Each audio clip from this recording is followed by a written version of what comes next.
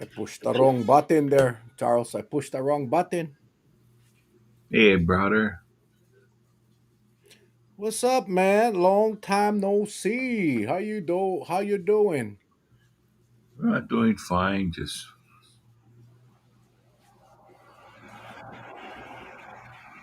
bought some of Dealing these. with dealing with the wet weather there, sir? Oh, yeah. I bought these candles today. Hey, fundraiser. Pretty Well, neat. Yeah. yeah, we always get candles in the house. Patsy really likes candles. So we get candles But burning this every one night. doesn't It's pretty bring cool. this one. Here, watch.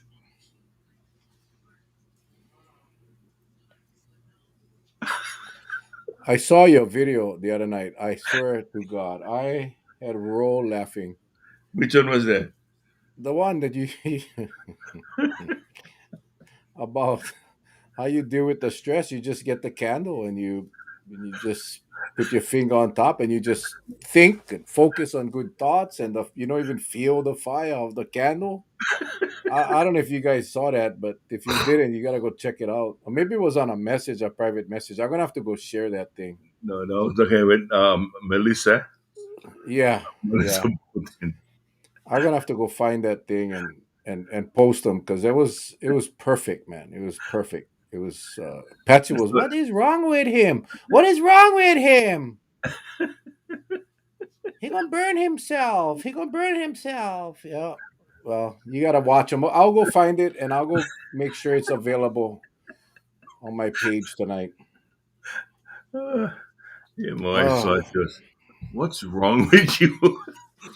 And I said, well, I never said I was good at poetry. You know what I mean? you had me going for a while. I mean, you had me going, and I could have sworn I saw you moving your finger like you was feeling the burn. And then Yeah. anyway, I'm not going to spoil it. I will copy that video and I'll place it on the page tonight. Um, so well, Charles, I know Yeah. we had a great event last night. Papuana was Oh, awesome. boy. The kids really had a great time, and it was cool. Obviously, again, I stalling time until 7 o'clock because most of our villagers come in at 7, and we Yeah. have a lot to talk about tonight, man. We have a lot to talk about tonight. I can only hope our internet stays up because it has been raining from Yeah. this morning. It has not stopped in Wailo House Lots. Zero. Now I have not had any power problems or internet problems throughout the day, but they expect this thing to pick up tonight and possibly thunderstorms into the night. So just a heads up, if we go offline, it was not intentional. I'd It like was to say because of good the evening storm. to uh, Ms. Marlene Dwart. She said good evening, but she spells good GPPD, evening. But I know what you mean. And I know sometimes we have a tendency of covering two letters at one time. So good evening to you, my dear. Hope everything is going well. And to everybody out there, it's been a while. I went covert. No, I've been in. I've been on the island of Oahu again, working at the beautiful Daniel K. Inouye International Airport. I mean that new wing, that new section of the airport where Hawaiian Air, where it used to be the commuter terminal, that small where the small planes were. That's now a huge facility. And if you haven't seen the new rent a car building, it's like a mini Disneyland all on its own. Unbelievable. But if you, the only thing is, I have to warn you, you got to listen good when they give you directions on how to get there and how to get out of that place. Because if you try on your own, I guess what? You'll be driving in the parking lot all night trying to find the exit. Wow, $377 million for that rental Yeah. car facility. Who knows what the Hawaiian Air expansion had cost? I mean, everything. We do it all for Hawaiian Air over here in Hawaii. Yeah. 350 million for a new stadium. You would think with us just spending, close to $1 billion that maybe we should take care of our homeless, our veterans, But anyway, that's just a whole nother discussion. But funny when it's something to do with tourism, and it kind of takes us right into tonight's discussion. But if it has anything to do with tourism, then we're gonna go Mm. ahead and spend the money. There's no hesitation, no always a justification. But for take care of our people, I guess that's the frustration. But it's good to have you back, man. It was we had Hoku Dusenberry Lee on, and he we're gonna bring him back on for a full hour to share his story about the addiction to opioids, and he shared a little bit, and it definitely warrants an hour of his time to share. He had some really powerful messages that night, and we've had a lot Mm. of you donate to his GoFundMe, and one of our angels, one of our villagers, dropped a grand on into his GoFundMe. I don't have the liberty of sharing the name because I didn't ask permission, but that was a lot of money for a great cause. So thank you all again. I mean, our village always comes to the aid of our kids, especially, but those that Mhm. are in need. So thank you guys so much. We got a great village, man. I got to tell you, Charlie, I am so blessed to be part of this village. Really. Mhm. Well, they've always been very kind. I think, if the message, I guess it's sort of a messaging that, when you appeal to the masses, you just keep up the right content, and if it interests or piques their interest, they'll stick around. And we make sure that, we're fair to everyone, and we hope we address everything that they ask of us. Sometimes we can't address them all, but for the most part, if we just keep on doing what we're doing, um, you know, it'll everything will turn out fine. But I do want to say that things have changed quickly within the last couple weeks, and the main thing on the headlines now is, attention is towards the contaminated water water at Red Hill, and I guess it has to do with the jet fuel. My question is, what is jet fuel doing so far up in Red Hill, so far away from the airport? I didn't know we had a hidden uh, runway where the Navy stores planes somewhere up in the mountains. Because I always thought fuel tanks were closer to the airport, but this one is way up in a mountain someplace. Maybe there's a special way that planes fly over and get fuel on the way over the mountain. I don't know, but Well, that's part of the problem because it takes a very complex network of pipes to deliver that 100 million gallons of jet fuel. And what you remember, say?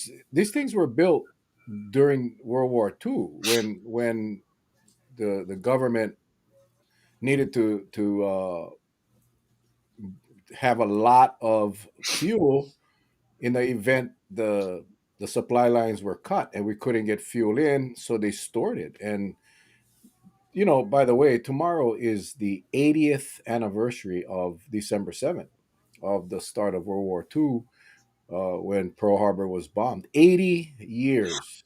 So do the math. Those tanks are old. The pipes are old.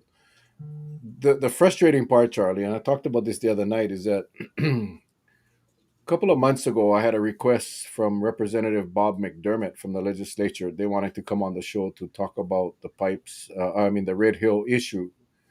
And again, like I explained to our viewers a few nights ago, um, the email just got lost in the hundreds of emails that I get, and I wish we had brought him on. And I'm going to reach out to see if we can bring him back on because this is not new. I mean, this problem has been going on for a very long time. The concerns, the leaking tanks or the leaking pipes were a concern, and it was. no one really did anything until it ended up in people's homes, in their pipes. Now all of a sudden, all the politicians jumping on. In fact, the governor just less than an hour ago came out and flexing his muscle and saying that he's now ordering the Navy to stop the use of the Red Hill system.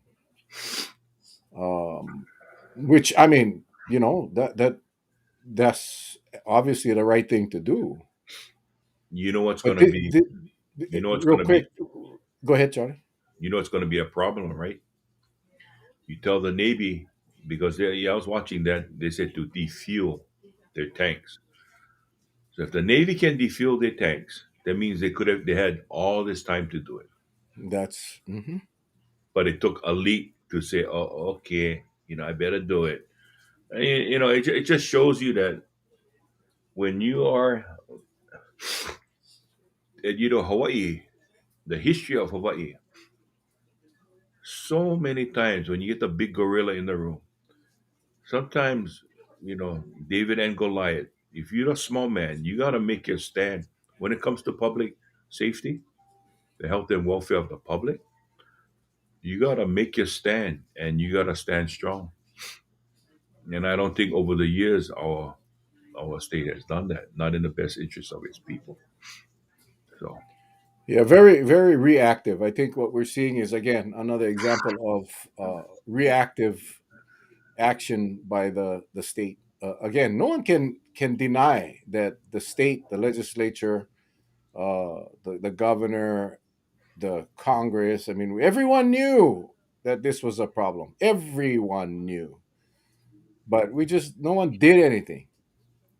In fact, this morning on the governor's spotlight, they asked him, "Do what authority do you have?" Well, the counties have the authority for the water.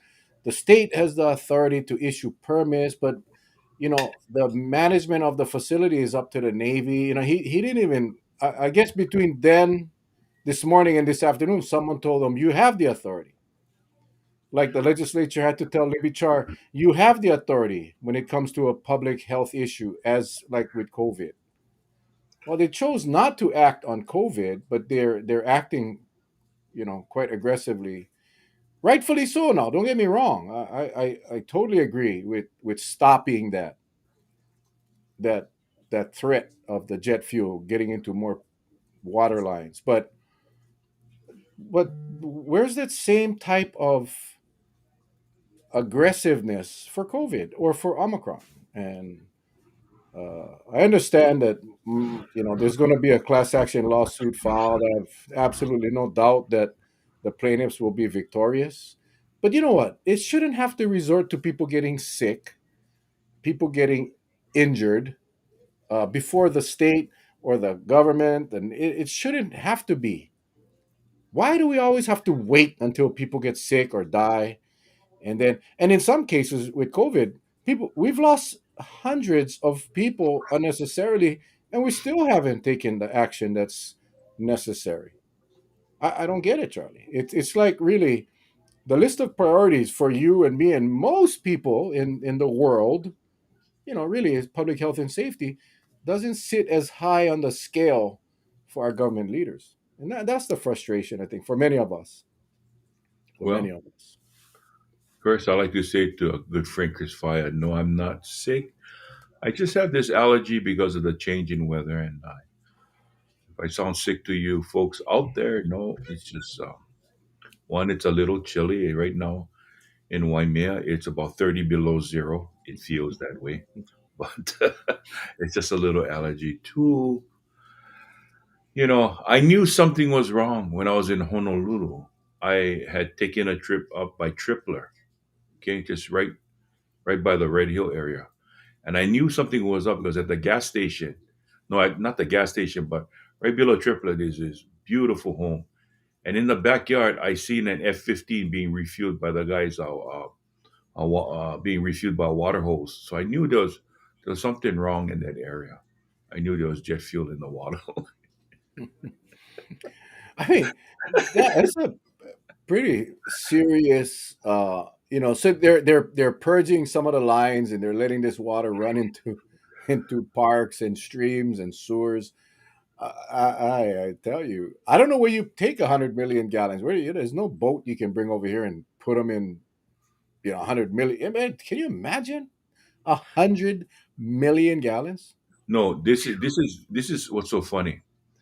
If you had a contaminant right now in the confines of the city and county of Honolulu, and you try to expel that whatever waste into storm drains, I guarantee you would get fined, right?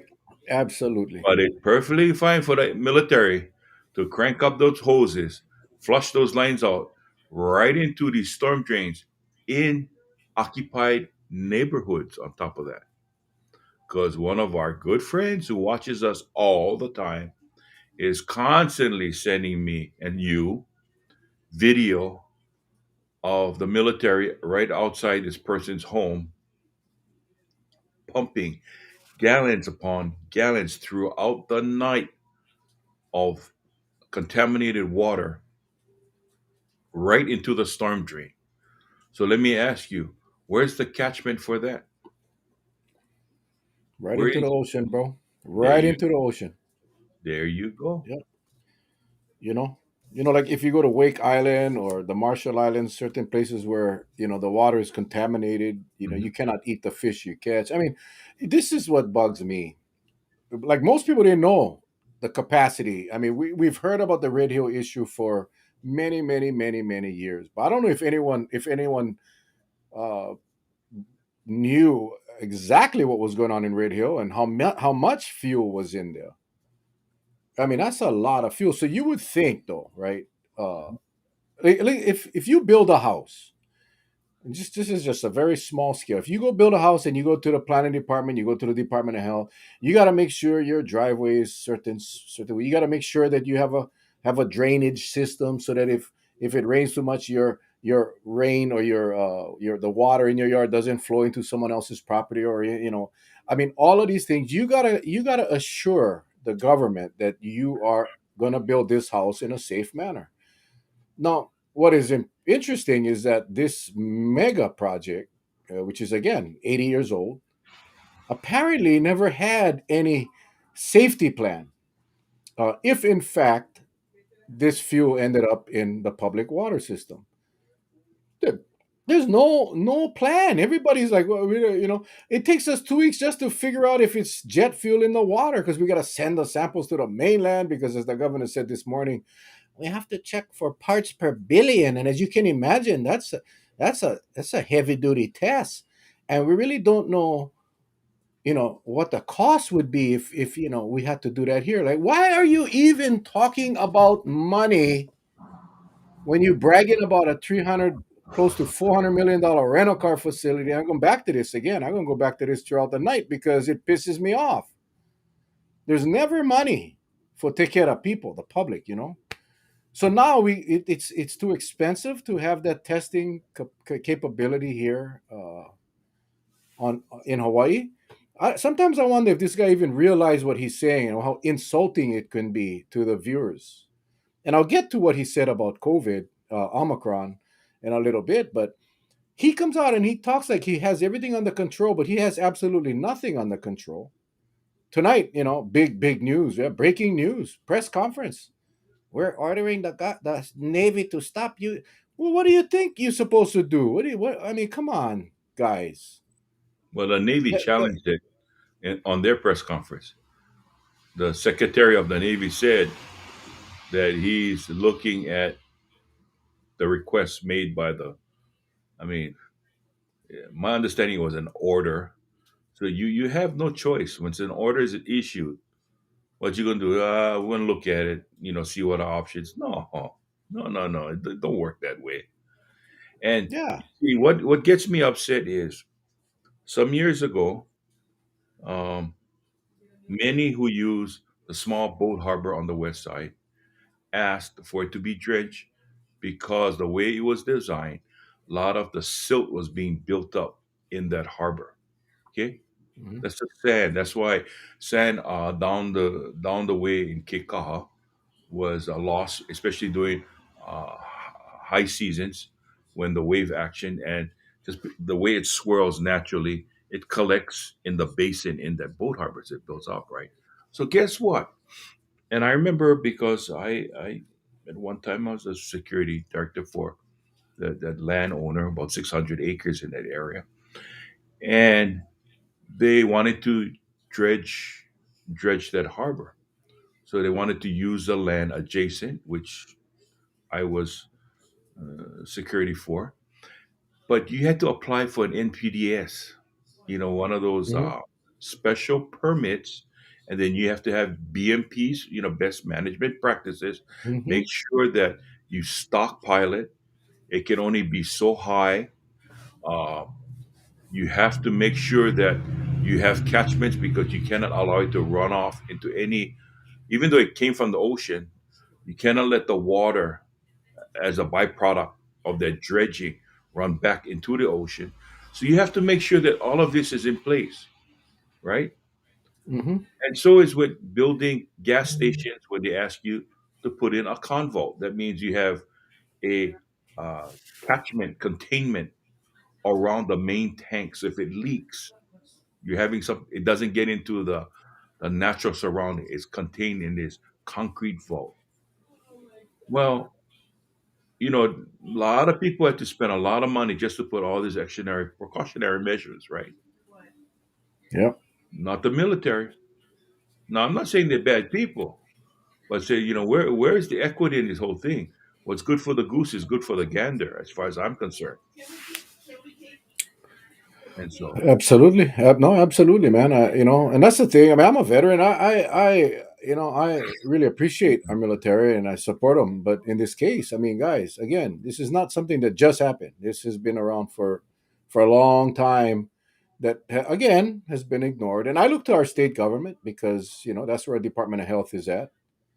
You remember Flint, Michigan? Flint, Michigan. People got prosecuted, and the city ended up paying out I think over 100 million bucks to the residents. But 656 million. yeah, there you go. And you know, again, I go back to my earlier comment about why do we have to wait for people to get sick? If it was a earthquake and it damaged the line, causing the leak, hey, not much you can do. But when the people of Oahu have been complaining and pretty much begging and pleading for intervention. And again, it just went ignored. Public hearing, this, that, yeah, yeah, yeah. Unbelievable, man. And then now where you end up in a situation where again, people are getting sick and babies are getting sick and rashes and vomiting and diarrhea. And yeah, try drink jet fuel. Yeah, try. Governor, go have a tablespoon of jet fuel and see what happens. So yeah, now you come out. I tell you the difference though between the COVID emergency declaration, which he was able to hang on to that authority for quite a while. He still does. The difference between Red Hill, where he basically came out and said, "Hey, Navy, you are not. You are to temporarily suspend the operation of the Red Hill tanks." You know why he can come out and say that relatively quickly? I mean, I think it still took a little long, but considering how the government works. You know why he was able to go up there and have the Department of Health director up there and have her speak freely about why we got to do this? You know why he was able to do that and he cannot do it with COVID is because of the visitor industry is not impacted with the tank situation as much as it is with the COVID situation. If we didn't have this visitor industry reliance, it would have shut everything down because of Omicron or. And I'm not suggesting that we shut everything down. We've been talking about Charlie. We've been talking about the test, right? We've been talking about the pre-travel testing and a post-arrival testing for this new variant, and he's not willing to do that. But for this, because again, there's no impact, right? It's not going to affect anybody's air flights coming to Hawaii, nobody's hotel stay coming to Hawaii. It's just the residents. It's just the residents. So I wish he would put as much emphasis on the other potential dangers of that affect our health and safety than he did.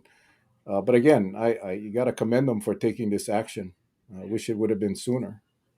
No, I no, I'm sorry, but he's kind of one bull ahead because first of all, nobody ever bothered looking at the fact is maybe that's why those instances over the last years when there's been a fire in Red Hill, maybe that's the reason why the fire department took a while to put the fire out because it was actually sprinkling jet fuel on the fire that made it burn even stronger.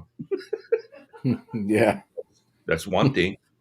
Two, I read about the reason why they couldn't tell it was jet fuel is because the samples that were going to get tested, the sample containers got damaged. Remember that? In I read it transit. In in in trans. transit. So I told myself, how hard is it to go back up to the place where you got the samples, stand there with on water hose, aim into the little puka at the top of the container, and try shoot the water inside so you get one good sample again. How hard is that? Yeah. See, It's when you get when you get getting boo boo responses, right? That's what bugs me. yeah. That's what I bugs me. mean, Charlie, you go get your cup of your cup, and you go to the pipe and you put your water in the cup, and you see this sheen across the top, and it smells like fuel. Smells like gasoline. I mean, I'm Portuguese, but I would know right off the bat without having to send any sample to the mainland for test. I saw a video of a person put a lighter to the top of the glass, and you could see The blue the thing. water. Yes, you could see the little sparks that was coming, that was trying to ignite. And yet it was, we haven't really determined, and then they come out and say it was a petroleum based. People, it was jet fuel. Well, it was jet fuel. I mean, why again? Why the secrecy? Why are you hiding? We No, know what that was. We had a very good idea. The probability was 99% that it was jet fuel, because that's, what else could it be? well, What, this like this is what soup? you do. Okay, you get the governor, you get the head of the military, you invite them to Zippies. You have them sit down to discuss this whole issue, and you pour them water right from the source, and you see who going drink first. Hmm. Yeah, I don't know. You know, today today we find out today that there's two more confirmed cases of Omicron in Hawaii. And again, for those of you that don't believe in Omicron and don't believe in COVID, you might want to go watch somebody else's show.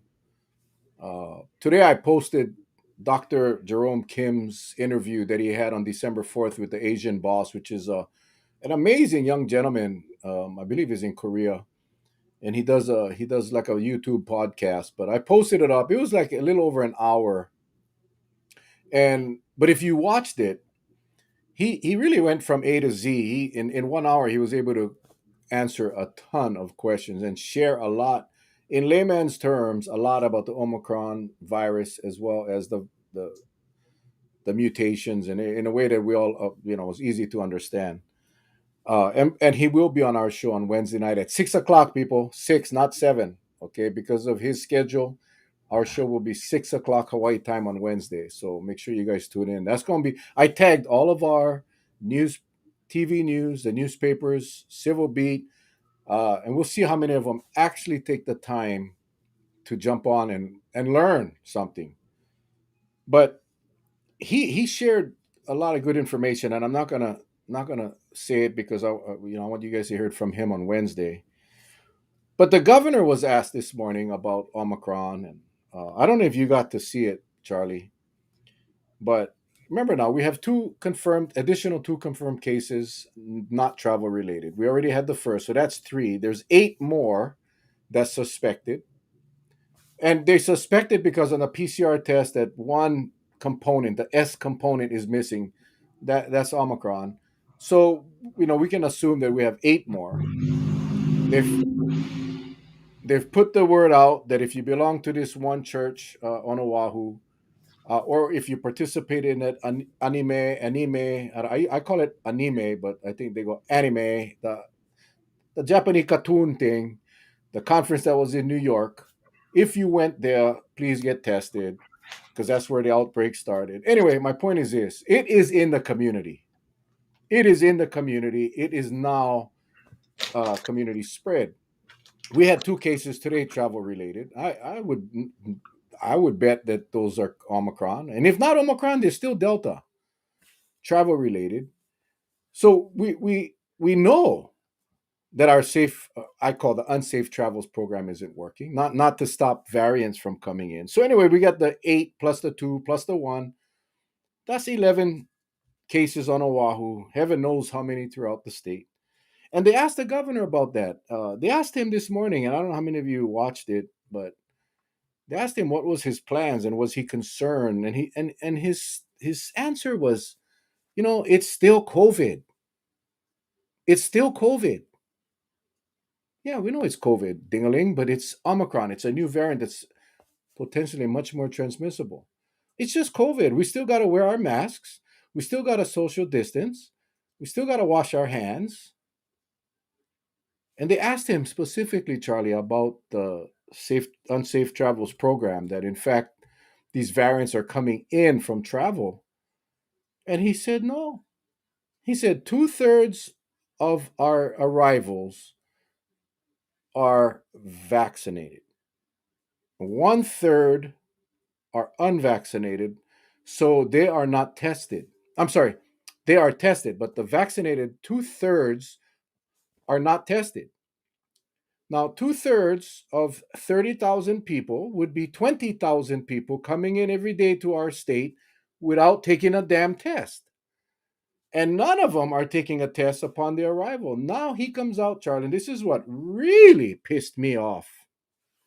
And I'm going to say this, and Charlie, I really want you honest, and I don't want you to, I want to really know how you feel, and all of you visitors, because he said that he's encouraging or urging our residents that travel that when you come home, isolate, isolate, and take a test before you go back to work or before you go back out or before you come in contact with anybody. He told our residents that, but he's not. And then they asked him about the unsafe travels program. He said he is not considering any changes in the program.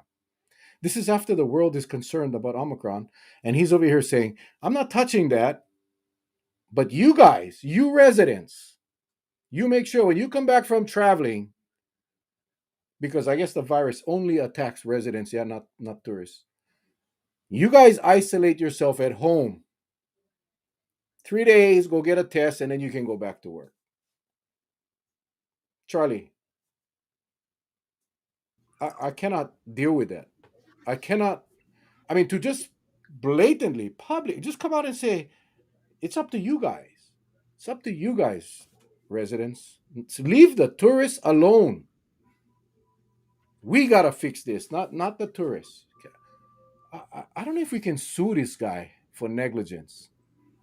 I honestly think that he's. I think this is gross negligence. So anyway, I was curious, Charlie. I don't know if you got to see Spotlight today, but that's exactly what he said, and I'm sure a lot of our viewers watched it as well. And if I'm lying, please say so, because I know I'm not. I watched it twice. Huh? I'll just tell it like it is. One, I don't watch that knucklehead. He is what it is. Two, it's almost like saying that we have a problem with our sewer sewage treatment center, right?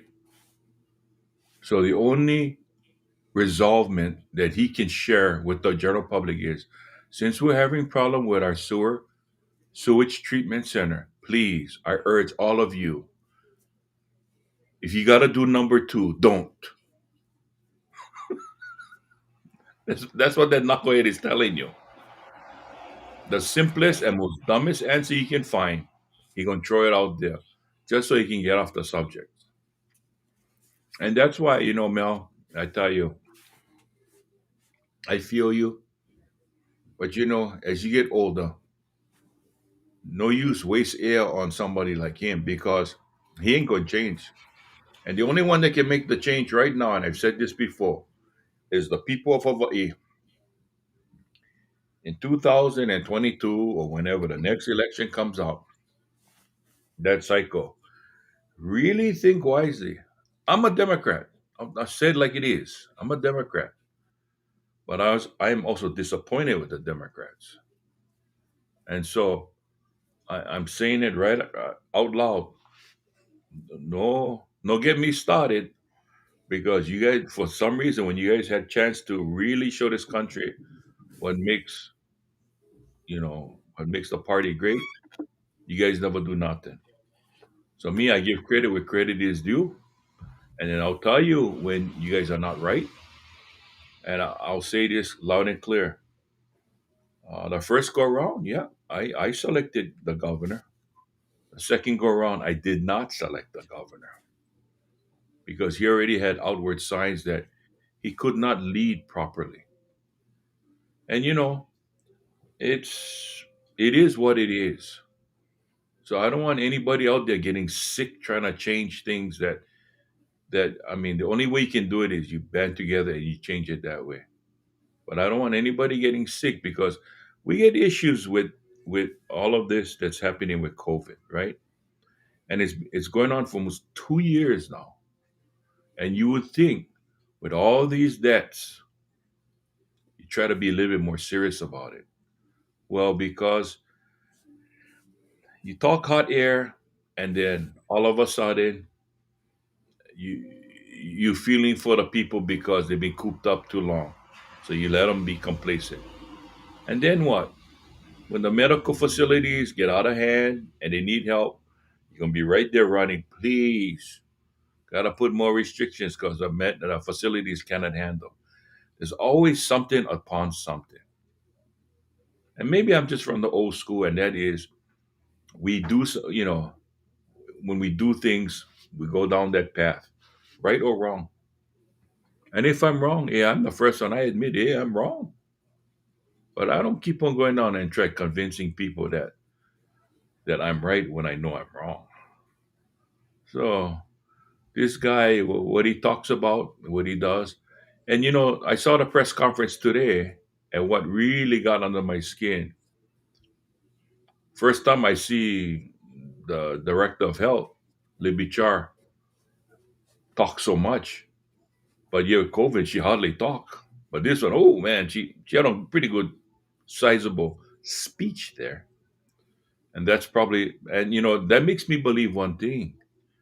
She can talk about water, but when it comes about COVID, either she's not really in tune to it as to what we think, or she has her wings clipped and she's being told, you know, you know, she's being told, "Hey, watch what you say,"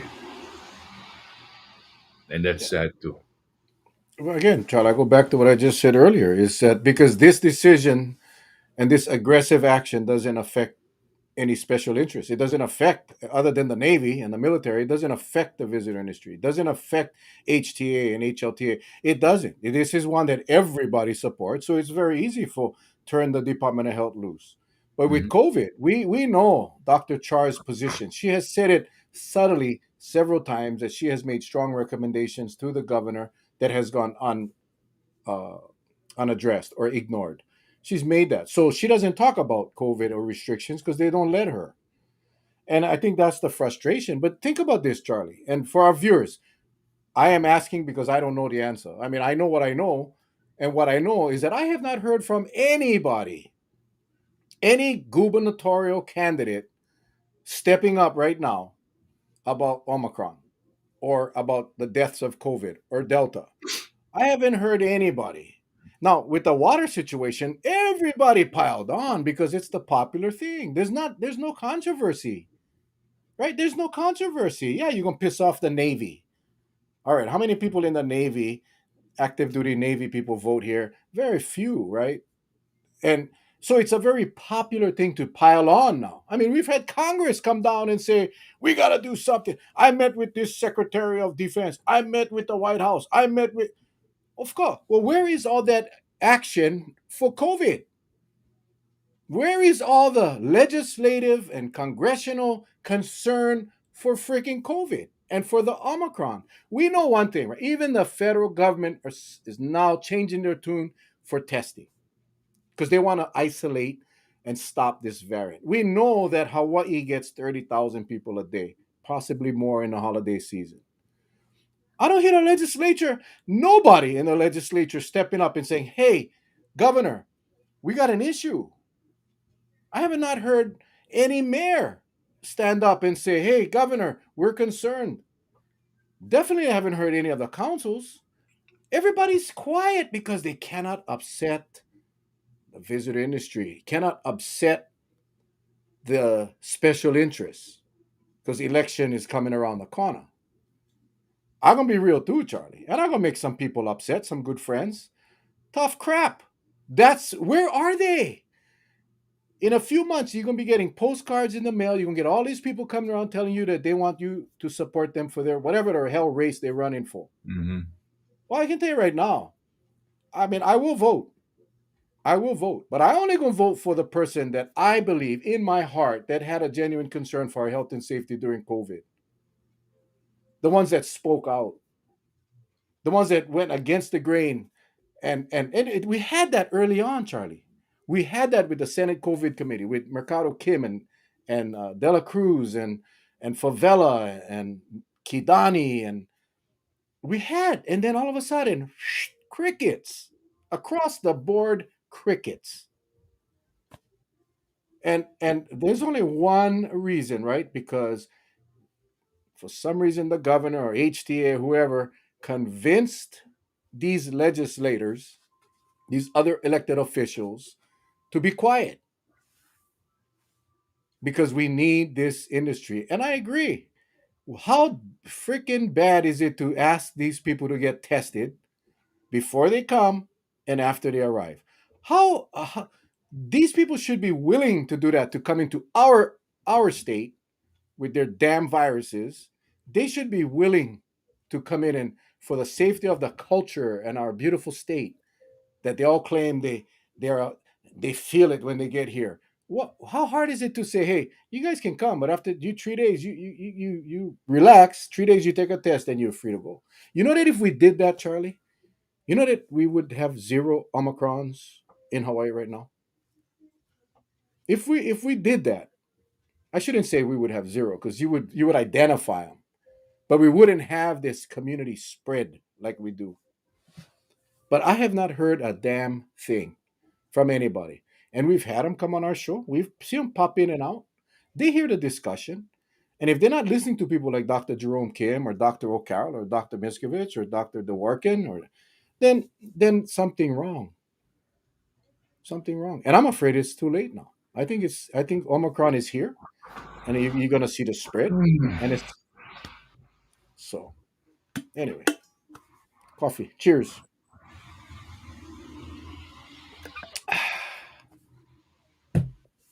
What's your thoughts, Charles? Life is too precious to be worrying about these knuckleheads. I mean, I went to Honolulu and was kind of funny in a way. We walk around and I found myself kind of scanting away from people. Did a lot of walking. I mean, you think I walked from where the old Enterprise car lot is located, and I walked all the way to the new side where Hawaiian Air had that wing built, or they built, or whatever was built. And the exercise was good, but it really gave me an insight on how to avoid people and how to, make it known that, I mean, had some had a couple total hits. They like walk straight into you, and that's again. You practice your roller derby skills. You hold your position and bump them to the side. What the heck? Life goes on. Yeah. Yeah. Well, I mean, and we'll see more and more of that as we get closer to Christmas. I mean, there'll be more people. You know this, Charlie. You see them at the Lihu airport every day. I mean, they're coming in by the thousands, and we all know. Dr. Jerome Kim, he thoroughly explained how and why vaccinated people can transmit the virus. I mean, it is what it is. So why are we treating vaccinated and unvaccinated people differently is beyond me.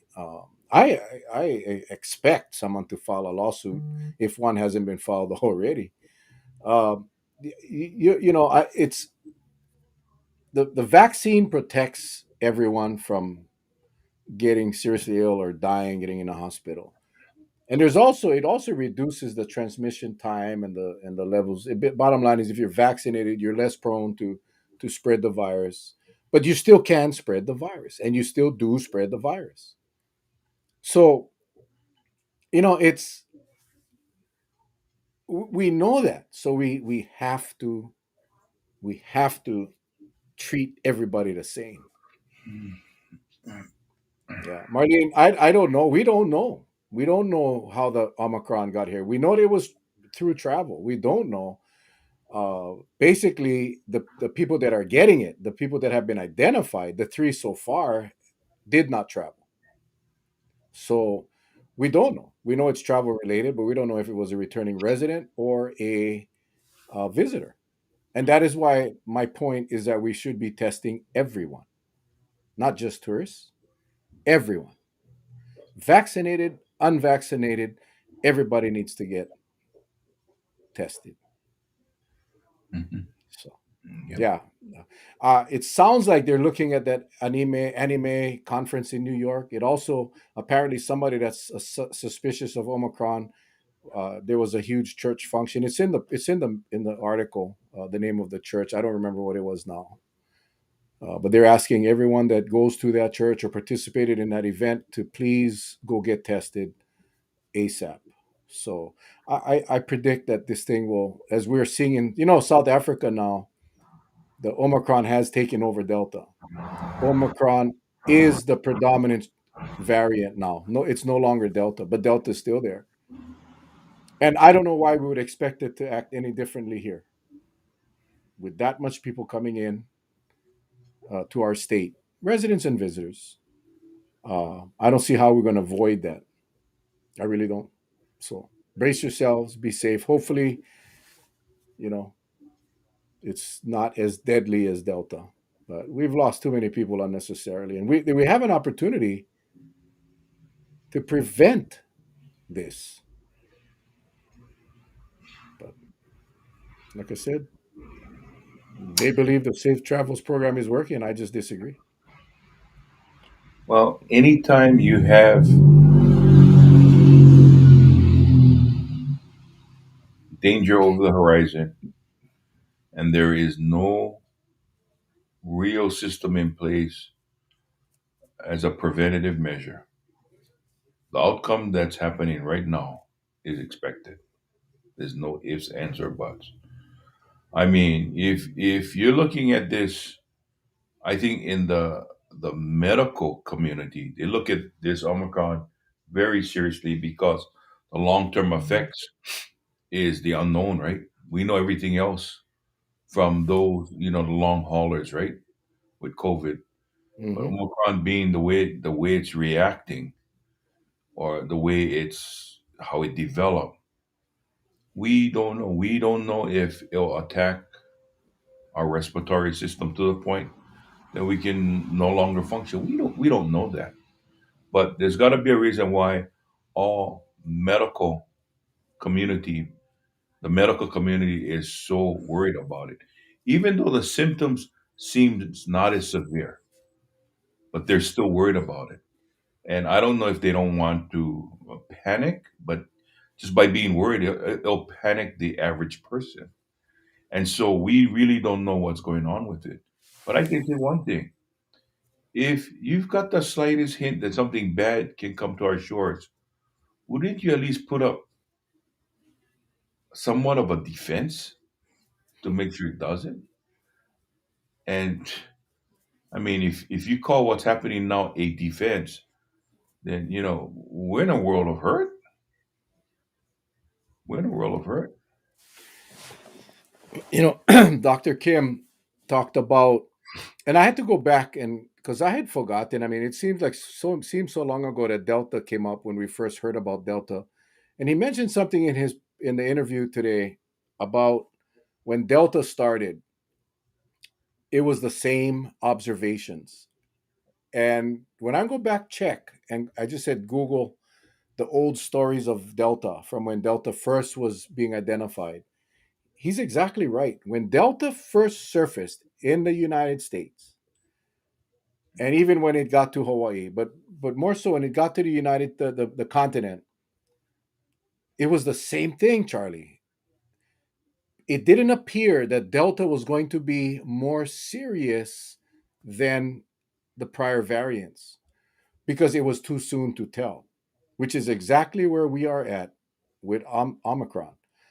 And I just, for some reason, I thought, to my recollection, which isn't very good anyway, was that Delta came and it was like a slap in the face, kicking Okole. But no, not at all. When Delta first got identified in these other countries, all of the experts were saying the same thing, that it didn't appear that Delta would be more, it might be more transmissible. It's almost identical, but it doesn't appear that it's going to be more deadly because it was too soon to tell. This variant takes time to grow and to get strong, and that's exactly where we're at, and we won't know for a week or two, or maybe even longer. So you're right, Charlie. Why wouldn't we, knowing what happened to Hawaii in Delta with Delta and how many unnecessary lives were lost? I shouldn't say unnecessary lives. How many lives were unnecessarily lost? You're right, Charlie. Why wouldn't we put up the safety walls now? Why wouldn't we prepare for this? And you know what? If it turns out to be just like a sniffles and a headache and some chills, nobody gets hospitalized. Interestingly enough, in South Africa, the hospitalization numbers are going up. So wouldn't we want to do what we can as best we can to protect our people? And it'll be a small cost to the visitor industry. But no, no, wide open. Go for it, guys. Mingle up. Mingle up, they say. But locals, you come back from the mainland, you better stay home for 3 days and take a test before you go back to work. You guys, it's on your shoulders, not ours. Mm. So sad. So sad. Well, Yep. I don't I've know what seen, to say, man. I've seen many, but I'm glad. I've got workers that have gone to Vegas and come home, but hey, they take the extra few days just to get tested before coming back to work, and that shows being responsible, being Mm-hmm. responsible, not mingling with the crowds that come in because there's that X factor, right? You come in contact with somebody, you pass it along, and that whole process keeps on replicating itself until it's so far that you don't know where to start, where it starts and where it ends. You just don't know. So when you got responsible individuals who say, you know what, I I'm responsible enough that I don't want to contribute to the mayhem that's already out there. So I'm gonna come, and even though I gotta sacrifice another week of work, I'm gonna come back home, wait my initial 3 days, go get tested, and if the first one comes back negative, follow up in another 3 days, 2 to 3 days, and go get a second testing. So over a period of 6 days, get two tests, Mm-hmm. to really see where it's at. And then they'll call me up and they say, "Hey, boss, we took two tests at both." And in fact, many of them, when they come back to work, they bring the paperwork with them that they where they got tested, whether it be a drive-through testing or at one of the known uh, locations, like here on Kauai at the Convention Hall Hmm. or Lihui Pharmacy, and they let us know they got tested. And number one, you appreciate that because at least you know that individual is taking this thing seriously, right? Hmm. Then you got those knuckleheads that uh, went up there, had fun, won a little money, right? Come back, didn't get tested at all. Never feel too good. Down the line, find out, you know, you find out, bingo, they was infected. Now the thing is, hey, Boro Boro, how many people you came in contact at work? Who you came in contact with? And you see, and this is what a lot of people don't understand. When you're part of an industry that right now it's hard to find workers because of the qualifications, like security. You just can't find them. It's not like the old days. You got to find somebody with at least has some background in aviation security, which is a specialty of its own, right? You get somebody come back, they infect them. Now the requirements are they got to stay home. You know that you wipe out about one third of your security force. And Yep. what people don't realize is that when that's done, what I got to worry about is if I don't have enough people covering the post, guess what happened? The company gets penalized for not putting somebody in that post because that's part of the contract. You see the importance of it. If I come to work and get somebody sick that causes them to stay out, that person being out every day costs the company money because that post cannot be manned, cannot be covered. And yet everybody thinks, you just grab somebody off the street. Well, guess what? We're governed also by TSA. They require us having a lot of these skills. But I know John Q. Public out there don't know that. But I'm telling you, that's the nightmare that I gotta go and worry about every single day. That I've got a worker out there that they are decent enough in understanding what the rules and regs are. And these are not simple regulations. And you folks can read it for yourself. You can find it under 49 CFR 1542. That's a federal regulation because they regulate our airports. But this all go back to why couldn't we be responsible in just controlling this virus? You know, you can travel safely. I'm convinced you can travel safely. I mean, there's a lot of people that are traveling, local residents that are going and coming and being safe. They wear a mask, they wear two masks, they don't take their masks off in a plane. They don't, they eat and drink before they go on the plane, and and then they go and they land, and they test before they go, they test before they leave, they test when they come home, and while they're away, they're safe. They're practicing the social distancing. They're washing and disinfecting, not hanging out in clubs and bars and buffets. And those Mm, people come back and they're fine. They're not getting COVID. Uh, and but those that choose not to test, they go up and they party hardy.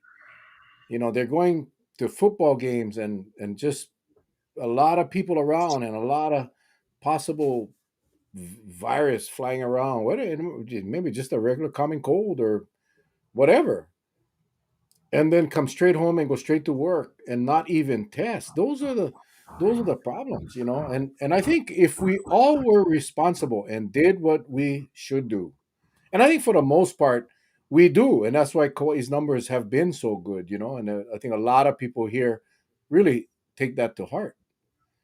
I know when we came home from Oregon after my daughter got sick, we stayed home and tested. We waited and we tested before we went anywhere. We never left the house. We didn't even see my mother-in-law when we came home.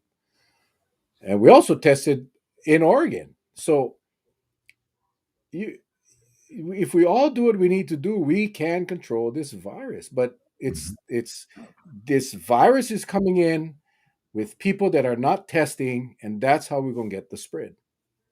That's how we are going to get the community spread. And as you know, once it's in the community, it's too late. I'll take It's it too rid of late. it. Yeah. But So, folks, I think what we're talking about tonight, there are several messages going on, and one of them is, if we all do our part, it lessens the load. You think about it; it makes life a whole lot easier if we just all do our part. But yet, it's a tall order to fill, and some people just feel like, I don't worry about anybody else, but just myself. Okay, fine. But guess what? You're part of the equation too. You're part of the equation too. So that's what makes it hard. That's what makes it really hard. Well, the question is, where do we go from here? Where do we go from here? Uh, what's the outlook look like for Hawaii with Omicron? Um, is it going to be less severe? We sure hope so. We sure hope so. And only time will tell. Only time will tell. What I don't like is how the our state really puts the burden on us, the residents, to deal with this virus and this variant. Yeah. Um, that's the part that bothers me the most, where they have the authority and the ability to prevent this variant from coming into our state, or they did have that opportunity. It's kind of too late now because it's here, but at least we can stop future infusions of this variant. But they're not going to do it, Charlie. Instead, they're relying on the people. So I'm not sure, man. I don't know where we go from here. Someone just posted that what the DOH had said today. That the DOH says there definitely will be an increase over the holidays, but they give no suggestions on how to avoid or reduce the cases. Right?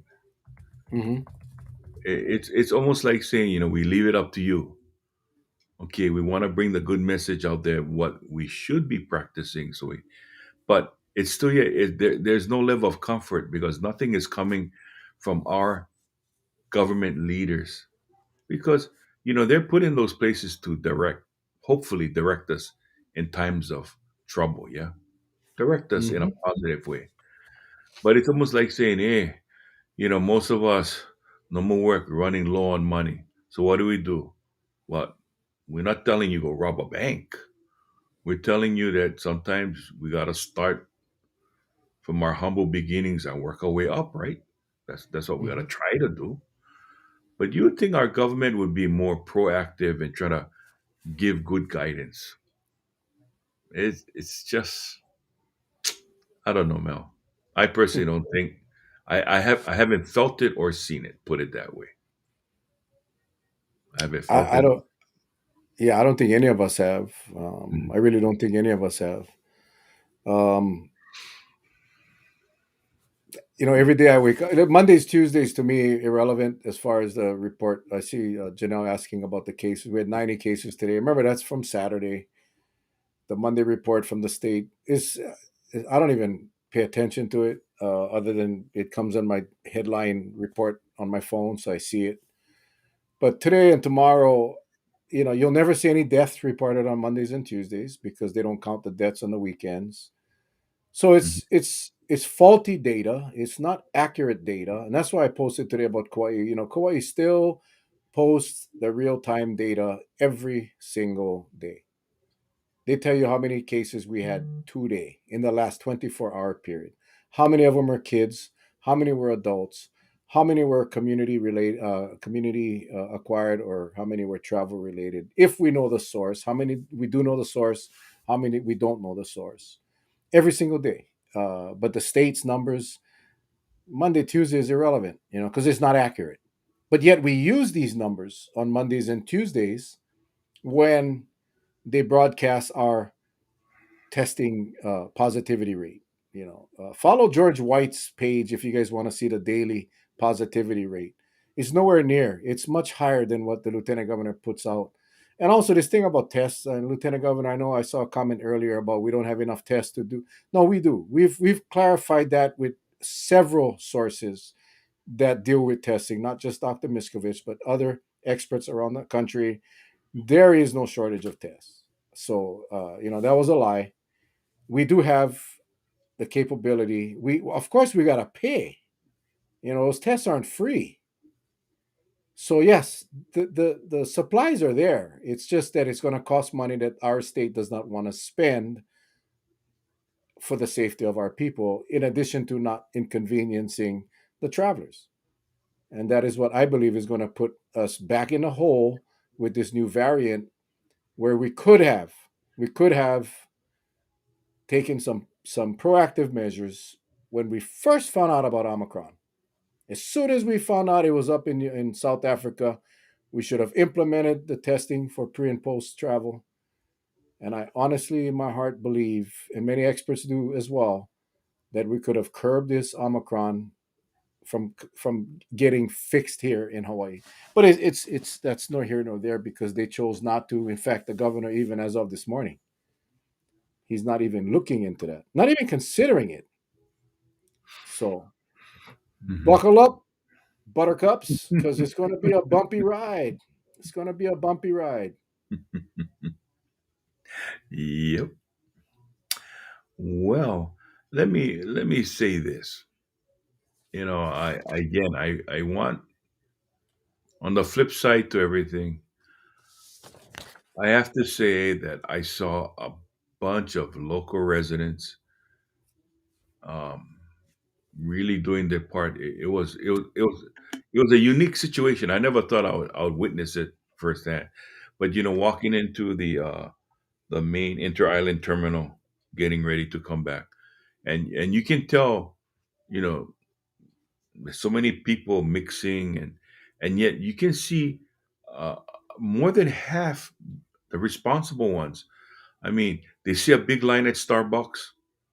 I saw them standing there, and I saw them breaking away because it says, no, this is little too close for comfort for me. I mean, it was very odd to see, but I took it from the standpoint is, yeah, maybe they could have been maybe impatient, but for the most part, it was like, people really saw that. Um, the the first class or the lounges, right? Like especially Hawaiian Air, they only allow so many people in at a time, and you can see they have someone at the front. They take your name and you wait, and some people they wait until they catch their flight. But yet the loyal ones, they'll stand outside. But what was unique was the social distancing. They stand in line, and they were more than 6 feet apart. So it made the line look long. But I said, hey, I never thought I would see that in a congested airport. But I Hmm. I saw it firsthand, and it renewed my it renewed my inner strength to know that there are responsible individuals out there when I thought there were none. They are, and I'm glad to see it. I'm glad to see it. Scotty says in 2 years, 10 Kauai residents have died. Nobody in charge is going to do anything to kill the economy at this point unless the number goes way up. That's the reality. That is true, Scotty. Um, and this is two things. Number one, 10 people that died that didn't have to die is way too much. Number two, by implementing pre-testing and post-testing, and we talked about the different variations of the program where you have them test every day, and they would still be allowed to traverse. Just obviously, we would be getting tests every day. Wouldn't kill the economy. It wouldn't kill the economy. We already.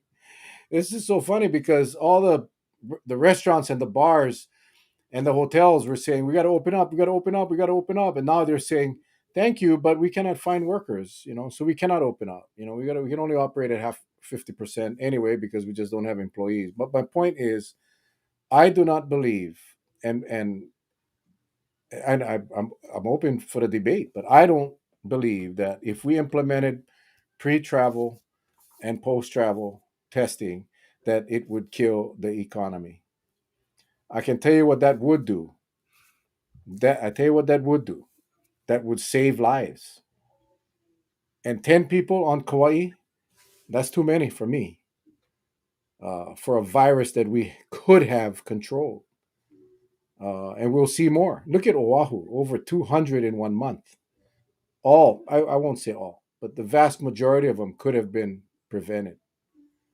So, do I think adding the testing component in the unsafe travels program would kill the economy? Absolutely not. Do I think it'll save lives? Absolutely. Absolutely. And I cannot understand for the life of me, unless the visit industry has a gun to the back of Ige's head, uh, that he wouldn't at least say he was considering it. But no, they're not even discussing it. They're not even discussing it, which means it'll be a while before, if it happens, it'll be a while before we see it happen. So you guys go figure it out. I mean, I wish he was running again just so that I just could not vote for him. I really wish he was running again so I could just go up there and just not vote for him. And yet I'm waiting patiently to see our political candidates stand up and say something. I just don't think it's going to happen because the grip is too strong from the industry. Hmm. Yeah, Scotty, exactly right, man. They believe it's going to hurt the economy, and yet they get all the experts. They have all the economists. They're listening to the wrong people. That's what it is. They're hearing from the right people, but they're only listening to the wrong people. That's the problem. Because you got to be a really, I want to just be put cover the kids' ears. You got to be a stupid ass to listen to the facts and the science and sit there today and say, "Ah, no, it's not the cause of travel. Our travel program is working." I mean, you really got to be a fool. You got to really be an idiot. And I'm sorry if I hurt anybody's feelings, but that's just how I feel right now. I mean, Charlie called him knucklehead. I call him an idiot. Same thing.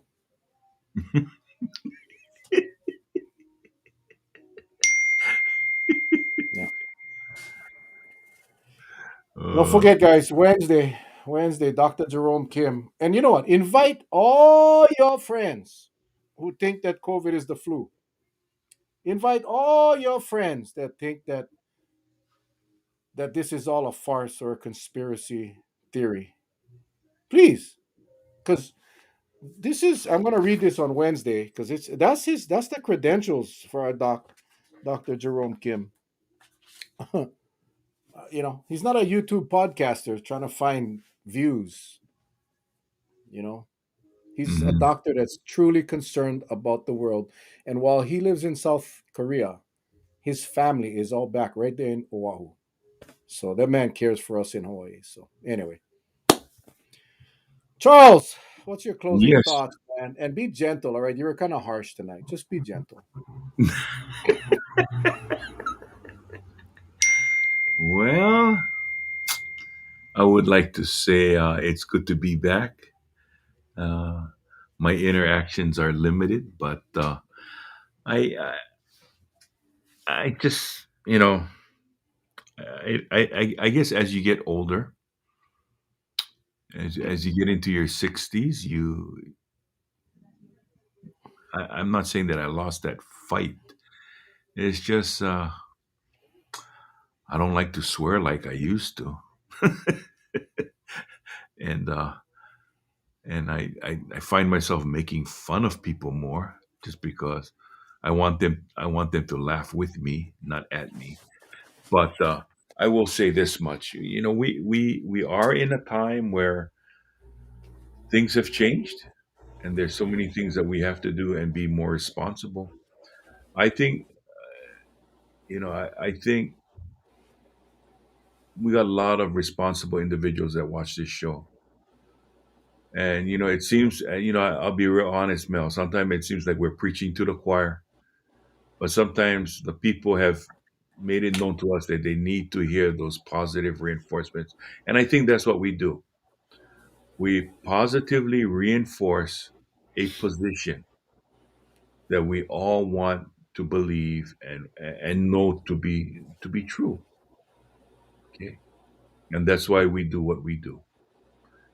And I think for all of you that continually watch, there's not enough thank yous that can go out to you because your time is precious.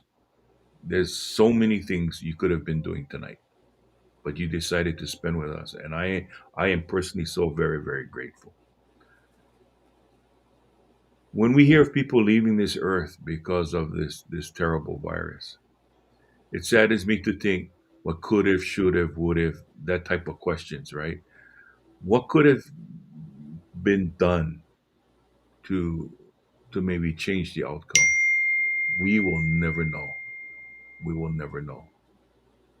But what I do know is this: because of my love for all of you, I hope and pray that while the good Lord gives me the time left on this earth to spend it with all of you, that I continually see your names week in and week out, and that you're not one of those statistics.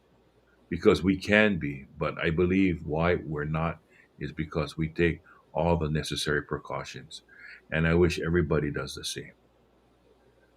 So to all of you tonight, thank you for listening in, and hope you got a little glimpse of some of the reinforcement in words that we know that Mel and I live by day in and day out. Okay, so thank you very much, Mel. Back to you, my brother. Thank you, Charlie. Thank you, Charlie. So, what is your homework assignment, guys? What is your homework assignment? We can sit here every Monday, Wednesday, Friday and gripe and fight and swear and yell and scream and pull our hair out. Nothing going to happen until we put the Exactly. pressure on the Exactly. people that can. You know, the other night we talked about all the issues that are happening at the federal level, and I explained our influence here is locally. Our focus here on this show, as well as our individual pages, is to protect our people, protect our village, to protect our place here in Hawaii.